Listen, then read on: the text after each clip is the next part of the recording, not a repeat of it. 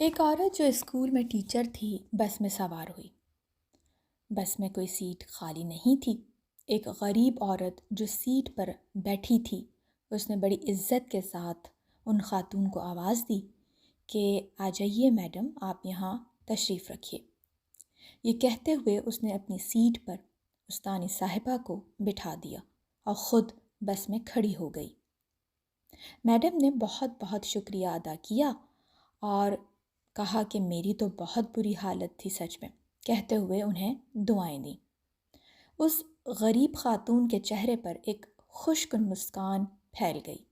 کچھ دیر کے بعد استانی صاحبہ کی پاس والی سیٹ خالی ہو گئی، لیکن وہ خاتون نے ایک اور عورت کو جو ایک چھوٹے بچے کے ساتھ سفر کر رہی تھیں اور مشکل سے بچے کو اٹھا پا رہی تھیں، سیٹ پر بٹھا دیا۔ اگلے پڑاؤ پر بچے والی خاتون بھی اتر گئیں۔ سیٹ پھر خالی ہو گئی، لیکن اس نیک دل عورت نے پھر بھی بیٹھنے کی بالکل کوشش نہیں کی، بلکہ اسے ایک کمزور اور بزرگ آدمی کو بٹھا دیا جو ابھی ابھی بس میں سوار ہوئے تھے۔ مزید کچھ دیر کے بعد وہ بزرگ بھی اتر گئے۔ سیٹ پھر سے خالی ہو گئی۔ بس میں اب چند مسافر ہی رہ گئے تھے۔ اب ان استانی نے غریب خاتون کو اپنے پاس بٹھایا اور پوچھا کہ یہ سیٹ کتنی بار خالی ہوئی لیکن آپ لوگوں کو بٹھاتی ہی رہیں، خود نہیں بیٹھی، یہ کیا بات ہے؟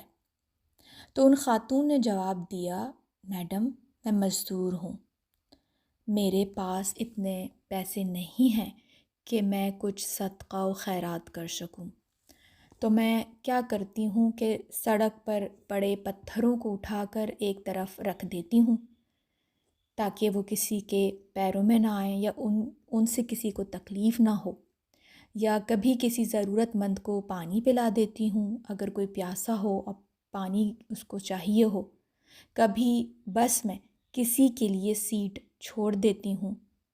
پھر جب سامنے والا مجھے دعائیں دیتا ہے تو میں اپنی غربت بھول جاتی ہوں، میری دن بھر کی تھکن دور ہو جاتی ہے، اور تو اور جب میں روٹی کھانے کے لیے باہر بینچ پر بیٹھتی ہوں تو کچھ پرندے میرے قریب آ کر بیٹھ جاتے ہیں، میں روٹی کے چھوٹے چھوٹے ٹکڑے کر کے ان کے سامنے ڈال دیتی ہوں۔ جب وہ خوش ہو کر اور زیادہ شور کرتی ہیں تو خدا کہ ان مخلوق کو خوش دیکھ کر میرا پیٹ بھر جاتا ہے۔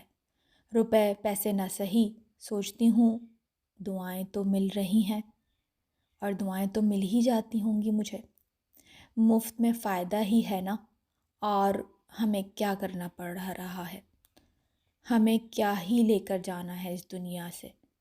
استانی صاحبہ ہکا بکا رہ گئیں۔ ایک ان پڑھ سی دکھنے والی غریب عورت نے اتنا بڑا سبق جو انہیں پڑھا گئی، اور اس فلسفہ زندگی کو کہ ہماری زندگی دوسروں کے کس طرح سے کام آ سکتی ہے، ہمارا چھوٹا چھوٹا قدم مل کر بہت سارے نیک اقدام میں تبدیل ہو جاتے ہیں، وہ کیسے دوسروں کے لیے فائدہ کر سکتے ہیں، اور ان کے ساتھ ساتھ ہمارے بھی آخرت کا ذخیرہ کہ ہمارے نیک اعمال کا جو ذخیرہ ہے وہ بھی بنتا چلا جاتا ہے۔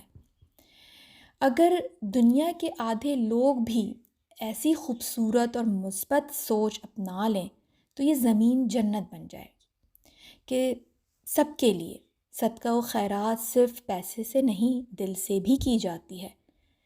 آپ کا چھوٹا سا ایک عمل کیسا آپ کے لیے صدقہ جاریہ بن جاتا ہے۔ اگر آپ کسی پیاسے کو پانی پلا رہے ہیں، کسی بھوکے کو کھانا کھلا رہے ہیں، راستے میں جو مشکلات یا راستے میں جو رکاوٹیں ہوتی ہیں وہ اگر آپ اس نیت سے ہٹا رہے ہیں کہ یہ کسی کے چبھ نہ جائے یا اس سے کسی کو تکلیف نہ ہو جائے، تو وہ عمل بھی صدقہ ہے۔ اگر آپ کسی کی مدد کر رہے ہیں، اگر بہت بوڑھی شخصیت راستہ کے اس پار جانا چاہ رہے ہیں اور آپ ان کو روڈ کراس کرنے میں ان کی ہیلپ کر رہے ہیں، تو یہ بھی ایک صدقہ ہے۔ کوئی نابینا شخص ہے، ان کو کچھ راستہ سمجھا رہے ہیں آپ، یہ بھی ایک صدقہ ہے۔ اگر کسی کی آپ مدد کر رہے ہیں، کسی کو راستہ بتا رہے ہیں، یہ بھی ایک صدقہ ہے۔ اگر کسی بچوں کو کوئی سنت، کوئی حدیث سنا رہے ہیں تاکہ اس سے وہ نیک عمل کر سکیں، تو یہ بھی ایک صدقہ ہے۔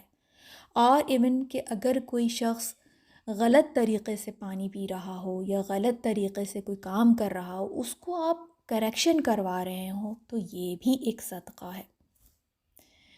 صحیح کہا، صدقہ و خیرات صرف پیسے سے ہی نہیں، دل سے بھی کی جاتی ہے۔